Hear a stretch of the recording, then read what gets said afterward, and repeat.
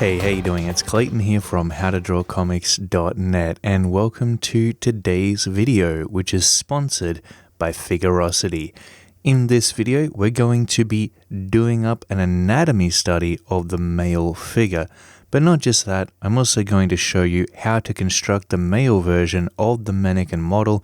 We're going to be talking about the major forms that we're dealing with in regards to the basic mannequin model figure, and the forms that we're also going to be going over for the muscle structure itself, so that you can create characters that really have that additional level of depth and dimension to them. So let's jump straight into this. You can see here that I'm on Figurosity.com, and I'm going to go to my profile here to load up a pre-saved figure that I've been working with. Okay, so this is the one here. I thought that for today's demo, we could try out a pose that was a little bit more dynamic looking. Now, because we are doing an anatomy study, I'm going to go over here to the view type. As you can see, we've got a number of different views that we can pick from here, which is absolutely excellent. One of my favorite parts about Figurosity. We're going to choose the muscle view type. I'm going to load that up so that we can use the 360-degree rotation on it and view it from a multitude of different points of perspective so that we can do a couple figure studies, not just one. And as you can see here, if we activate the 360-degree mode, you can see that we can rotate that around. So we'll mess around with that in a little bit. But for now, we're ready to go. I'm going to hit that button there to make it full screen, and let's jump in to our figure study. Alright, so here we go with our anatomy study. I've got my Figurosity reference model set up to the right hand side of the screen there, and I'm working in Manga Studio here today, aka Clip Studio Paint, and we're going to start this with a very rough, simplified version of the human figure, otherwise known as the mannequin model. And when it comes to the differences between the female mannequin model and the male mannequin model, well, there's not actually that many of them. Really, all that's going to change is some of the proportions of the mannequin model, such as the width of the shoulders and the hips and their relationship proportionally to one another, and maybe a few other things, such as, of course, some of the primary, differences within the anatomy that separate the male and female body types. But beyond that, it's pretty much all exactly the same. We've still got the basic oval shape for the head there, which is divided into quarters. Very simple. And then we've got the chest vest underneath that, which is going to make up the top of the upper body.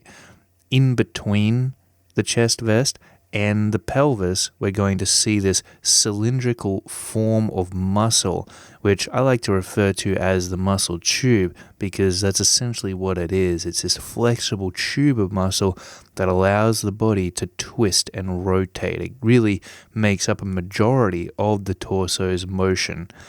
And then, of course, underneath that, we have got the pelvis. I like to call and refer to that as the pelvis panties, because essentially, in its simplest form, the pelvis does kind of look like a pair of underwear. And then we've got the arms and the legs.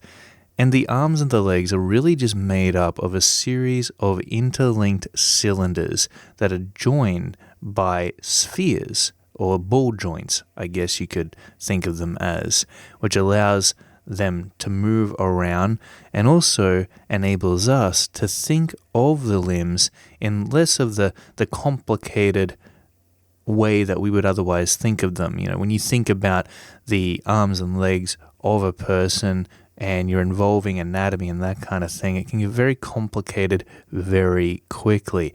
And that can intimidate us as artists. It can really hold us back from even jumping into this in the first place. But when you can break them down into something as simple and as basic as a cylinder, which is shaped to a degree to convey the main forms that we're going to see within the anatomy, it becomes much simpler for us to think about and also for us to move in space. And one of the great things about the mannequin model and thinking of the human figure in this more simplified form is that it enables us inside our mind to be able to move the figure around and to compose it in a number of different compositions, in a number of different poses. And that's important for comic book illustrators and really anyone who wants to be able to draw the human figure purely from their imagination, because we really can't store everything about the human body, all its subtleties and intricacies, in full definition via memory alone.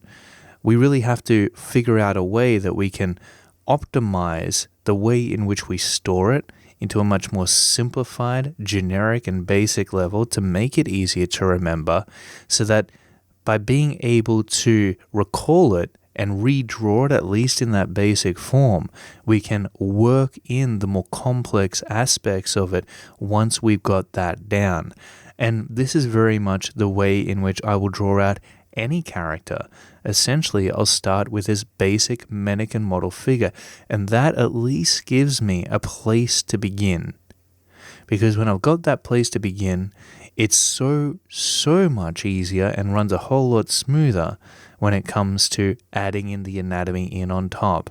And then on top of that, placing in the various design aspects of the character that make it look more unique. Because everything comes down to this very basic foundation. Essentially, what we're capturing here with the mannequin model will be what holds up the finished character drawing overall. And if we get this wrong, at this point in time, right at the beginning, when we're dealing with the foundations, then essentially it's going to cause the entire character illustration and everything we draw in on top of it to be flawed along with it. So we want to get this right.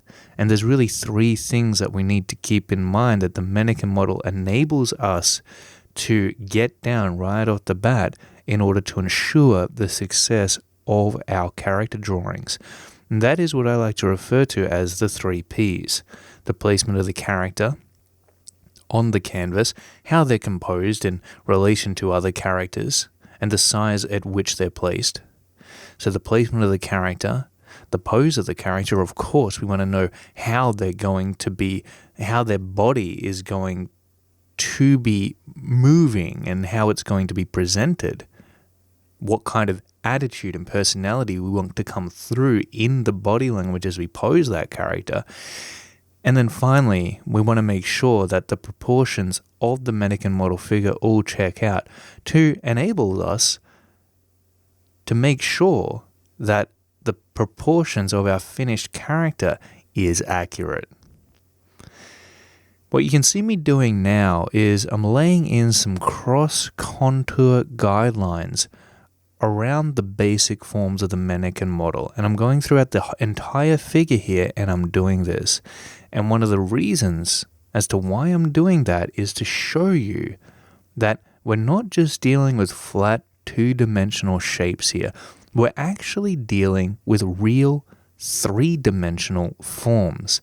And it's important, and I want to reiterate this and really press on this point, that you think about every single form throughout the mannequin model as being three-dimensional.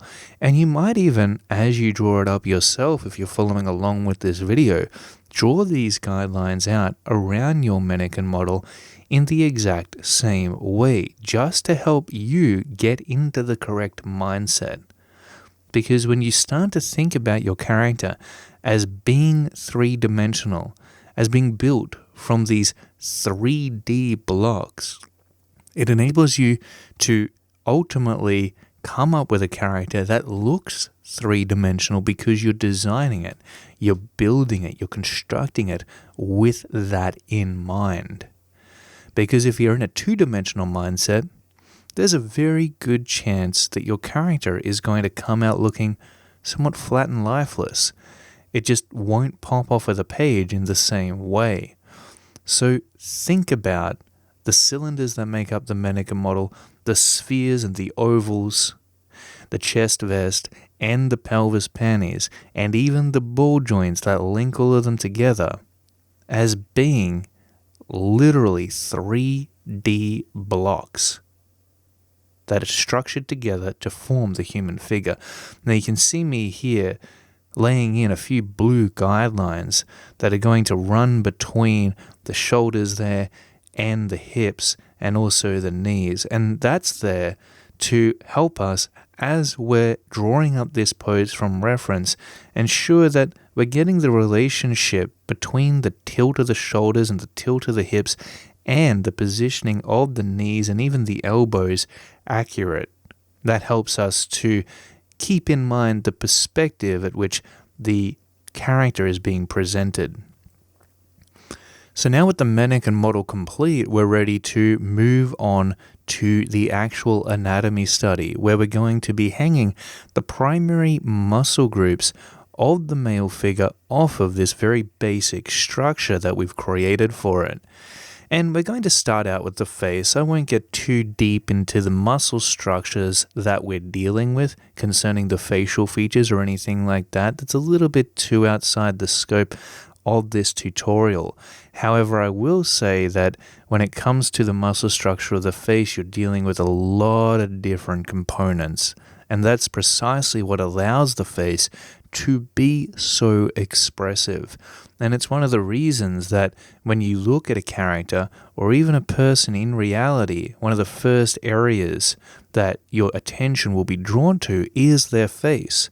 More specifically, their eyes, because if you look at the eyes, you can see that there's one big band of muscle that wraps around the eyelids and allows for those complex micro expressions that really give away a lot about how a person is feeling and what they're thinking, who they are on the inside, not just on the outside, that non-verbal communication. So now we're dealing with some of the neck muscles there. You can see that we've got two main band of muscles that come down from the ears and link into the middle of the collarbone there, and then around the main cylinder of the neck that those bands of muscle wrap around. We've also got the trapezius muscles that drop down from the sides of the neck at about the in this particular pose, we can see them dropping down at about the jaw, the corners of the jaw there, and then run out into the shoulders. I'm placing in the pecs now, which, when you think about the pecs and the shoulders, it's important to understand that they're kind of one and the same. They're linked together and they work together. So as the shoulders are pulled up, they're also going to stretch out those pectoral muscles and pull them up along with them. So you can think of it almost like a piece of chest armor, but the chest armor comes complete with the shoulder armor as well. The two are linked together. They're essentially, I would kind of encourage you to group them together as one muscle. And now I'm drawing in some striations for those pectoral muscles. One of the reasons I like to do that is just to think about the movement of the muscle and the way in which it flows. You know, the striations kind of tell us and give us some idea as to how the muscle will be stretched and compressed as the body moves around and is composed to these different positions. I'm drawing in the abdominal muscles now. These are some of the most powerful core muscles throughout the entire human body, and that kind of makes sense when you think about it, because they do join the upper body and the lower body together and kind of hold us upright and provide that support for our spine. It's also responsible for a majority of the movement of the torso. As I said, when you think about the chest, it really can't move and bend because we're dealing with a solid rib cage which encompasses the interior organs.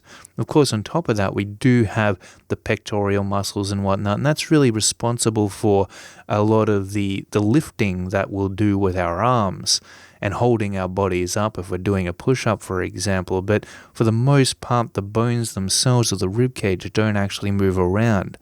The pelvis is also another solid bone form, and so there's not a whole lot of movement that is going to go on there. again, most of the twisting and bending and rotating motions that you're going to see within the torso of the male body is going to come from those core muscles, the muscle cylinder. Then I'm laying in the muscles for the arm here. These forearm muscles can be quite difficult for me sometimes just because there is so many of them and their arrangement is somewhat complex and convoluted. So I know generally where they go, and there's a lot of guessing involved at times. I couldn't tell you the names of these muscles, and that really brings me to the point of when it comes to learning anatomy, you only need to learn where each of these major muscle groups need to go and what size they need to be at. You also need to know their relationships to one another, essentially their proportions. But you don't necessarily need to know their names unless you're teaching anatomy like I am. But even then, I'm not going to spend all this time teaching you the names of the muscles when I can just really tell you and teach you what they look like instead and how they're placed, where they're placed. Again, we're dealing with some more forearm muscles here. I'm just going off the reference at this point to help me figure out how they should be placed in this particular position. And one of the reasons that I decided to choose this pose for our anatomy study this time around is to show you an example of an anatomy study where we're looking at the human figure in more of a dynamic representation. And it's important to be able to represent the human body in this way so that you can understand the muscle structure not just as a flat drawing, a diagram, if you will, but as actually being three-dimensional form in and of itself. I want to show you how these muscles are wrapping around the surface of the block formations that we use to construct the mannequin model in the first place. So you can see that I've just dropped those upper leg muscles in there, the quads. We've got a main muscle that runs down from the top of the leg to the knee, and then two side muscles which are fairly prominent when looking at the leg from the front that kind of run around the outsides. And you can see that there's this sort of pattern that evolves where the muscles interlink with one another. And it's very interesting to see how these muscles are structured to not only support one another, but to power one another as the body moves.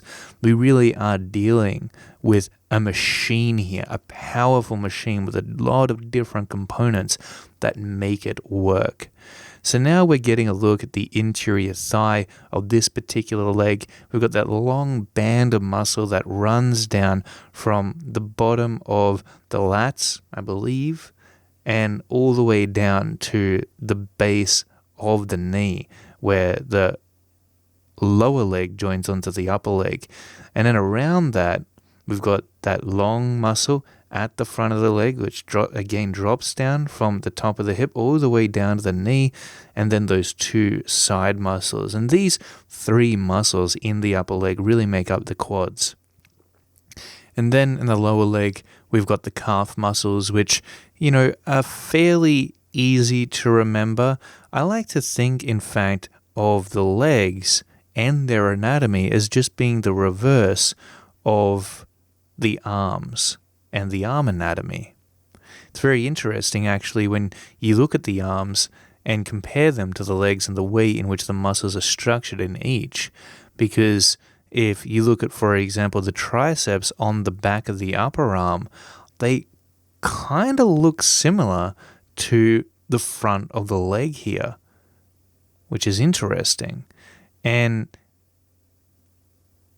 if you think about how these commonalities can be related to one another throughout the human body, what that ultimately gives you the ability to do is remember it by association and how it's all pulled together. So try to find those commonalities if you can, because there is a lot of them throughout the human body. There's patterns that emerge, and if you can recognize what those patterns are, which is important to do when you're dealing with something this complicated, it will give you the ability and allow you to memorize this stuff and eventually draw it off by heart. The speed at which you're able to do that will depend on your ability to take this information in, consolidate it within your own mind, and understand it in your own way, and be able to recall it when you need to. So now I'm just going over the top of some of the anatomy that we've drawn in here with some line weights, just to emphasize some of the forms of these muscles and to really get them to stand out more, to kind of give this line drawing that we've done up here of the anatomy an additional level of lift and pop, which is really what line weights are good for. So now I'm drawing in some of the interior neck muscles that you'll see around the front of the neck. Usually those aren't going to show up too much on your finished drawings when you begin drawing the skin over the top of your characters, which, maybe we will do in a later demonstration. We'll actually take what we've learned here and use Figurosity to do up a finished character drawing where we're building on what we've learned here and actually taking it through to a finished character design. Now, similar to what we did for the mannequin model, what I'm about to show you, what I am showing you, is the forms of the muscles that we're dealing with through the use of these cross contour lines. And essentially what we're creating here across each muscle is a wireframe, something similar to what you would see in a 3D application if you were looking at the wireframe version of a human model, or something similar to what you would see on Spider-Man. Spider-Man has a very similar pattern to this for his costume. But what it allows you to try to get a better understanding of is the dimensions of the muscles that we're dealing with.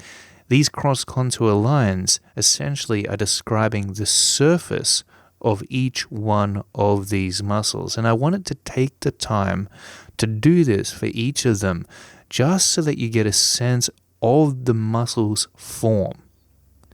And by understanding that, that will allow you to not only think about these muscles in a more three-dimensional way, with form and with depth, but it'll also allow you to make your characters look more 3D when you draw them.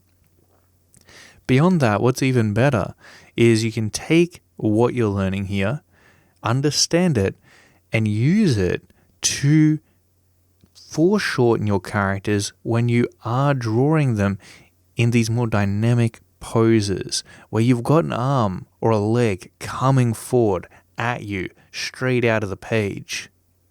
And actually have it so that you're drawing it in a way where it really does feel like it's about to pop off of the canvas. So it's not just the basic forms that you're learning how to foreshorten, the basic forms of the mannequin model, but here, now you're seeing how the muscles themselves can be foreshortened. And you can see the bend of some of these lines, the curve that they take on in their trajectory as they wrap around each one of these muscles. And the extent of that curve is really what helps us to describe and discern exactly how foreshortened that muscle is, or for that matter, how foreshortened the basic underlying forms of the mannequin model are going to be as we view it in perspective. Now, of course, I don't take the time every time I draw up a character to study it to this extent. I don't draw out the mannequin model to this level of refinement along with its cross contours, nor do I articulate the anatomy to this degree of clarity. But I will tell you one thing, I'm thinking about this the entire time. This is what's going through my mind. This is a visual representation of what I'm understanding the human figure to be as I draw it out. And so I'm making the considerations that I must make in order to create a compelling, three-dimensional character that has depth to it. Now, at first, I did have to do lots of these studies, and I would highly encourage you to take the time to do them yourself. We are using Figurosity here in this example. There's a lot of different reference tools out there. I like Figurosity personally just because of how convenient it is. It allows me to load up a model almost instantly. I don't have to worry about posing it or composing it myself. I don't have to render it out or anything like that. I can just load it up, and I can look at it from those 360-degree rotations and do up a number of anatomy studies if need be, but what it really allows me to do is get to the important part of my study session first and foremost. It allows me to get straight to drawing. And when you've got all the different views there to help you out with those studies, it really is a super convenient app that I personally would highly recommend.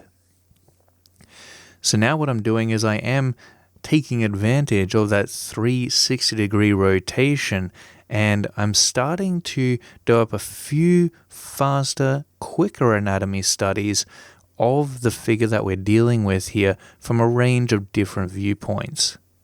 And this is really much more of a realistic representation of how I would go about doing an anatomy study these days. So once you get super familiar with the Mannequin model and where all the muscles sit throughout the human body, and you've carefully studied it in the same way that we did up those previous studies in the first two examples, well, what you'll end up graduating to is anatomy studies which are a bit more like this, which are really there to serve the purpose of just refreshing your memory as to where all the muscles go and how they link together. And what I really love about being able to rotate a model in this way with the same pose is it helps you to link the muscles together and their placement and understand how they relate with one another from one viewpoint to the next. And that's very important because you don't just want to look at the muscles in one viewpoint, draw them out, and kind of know how they fit together in that specific viewpoint. That is great and it's useful to know, but what is even more useful beyond that is understanding how they link together and wrap around those basic forms that we established for the mannequin model in the very beginning. Because once we're able to do that, that really does give us the power to draw the human figure in whatever pose, from whatever angle or perspective that we are required to draw it at for the narrative within our comic books or for the narrative within our illustrations that we're trying to convey. And we're able to do that accurately. It may not be perfect, but it'll be fairly spot on to the point where when people look at your human figures, they're not going to notice that they're a little bit of, they're maybe not structured exactly perfectly. They will be passable essentially. Because the human body comes in all different shapes and sizes, of course. But what you really want to study in the beginning is the idealized figure. And you want to study it from the front, the back, the three-quarter view, and a bunch of different angles and a range of various poses, just as we're doing right here. You can see that anatomy study didn't quite turn out in the way I wanted it to. It wasn't quite headed in the direction that I felt was going to be most beneficial to its outcome. So I erased it and I just started it again.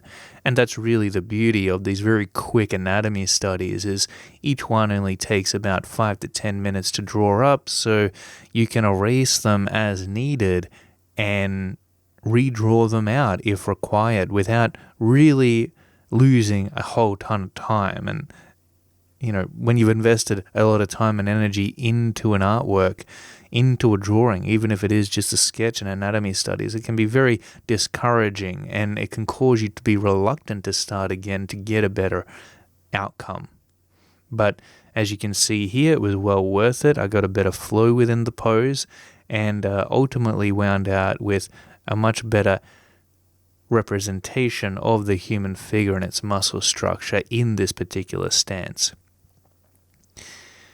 But as I was saying, people come in all different shapes and sizes, but if you can understand how the human body is structured and how all the muscles fit together on the idealized male and female figure, that gives you a very solid base to branch out from and to begin to understand the intricacies and the uniqueness of other more varied body types, because they're all built off of this, but you do need a baseline to start out with. Otherwise, you'll only be able to get good at a few specific poses. You won't have that basic foundation that you can stretch and pull and twist and morph into whatever variation of body type you'd like to work with.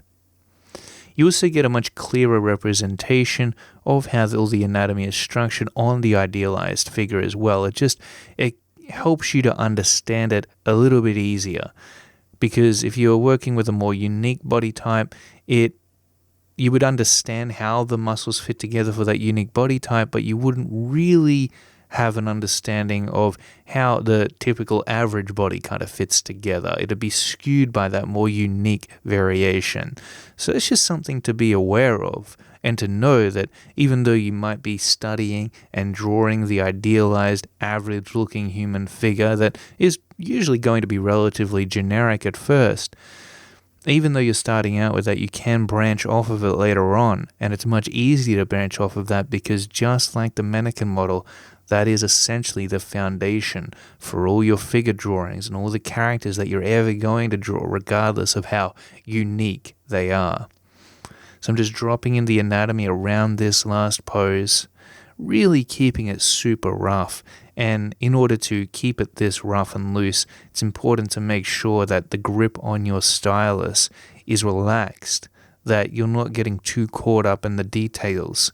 And in order to be able to do that, your best bet is simply to work with a little bit of haste. Don't get too hung up on the process. Just get it out onto the page, give yourself a time limit. That was what is so wonderful about the 30-second quick poses within Figurosity that you can also check out, is that by forcing yourself to draw these figures out with a decent amount of speed, it'll help you to recall and to study just what is going to matter the most, what's going to have the most impact on your figure drawing abilities. All the details can come later, but no matter what, they're always going to be built on top of the foundations that you're seeing me create here. So hopefully you'll do the same, and I sincerely hope that you got a ton of value out of this tutorial. I really love Figurosity for its figure drawing tools and its anatomy study tool set that we've demonstrated here today in this video. If you'd like to know more about Figurosity, then I highly suggest that you visit www.figurosity.com. Check out the poses on there. You can sign up for free, and for the first 3 days, I believe, you can get all the premium stuff that comes with the premium subscription. But even if you don't end up signing up with the premium subscription, which is very small, by the way, it's only about $2.99 a month. Even if you don't sign up for that, you can still have access to all the models and all the free aspects of Figurosity that it comes with by default. You don't have to install anything. You don't have to download anything. All the models are there and ready to go in the browser whenever you want to start figure drawing, which is, again, what I love about it and what I find so convenient about this particular figure drawing application. So again, I hope that you got a ton of value out of this tutorial. Thanks so much for watching. Until next time, keep on creating, keep on practicing, and I'll see you in the next video.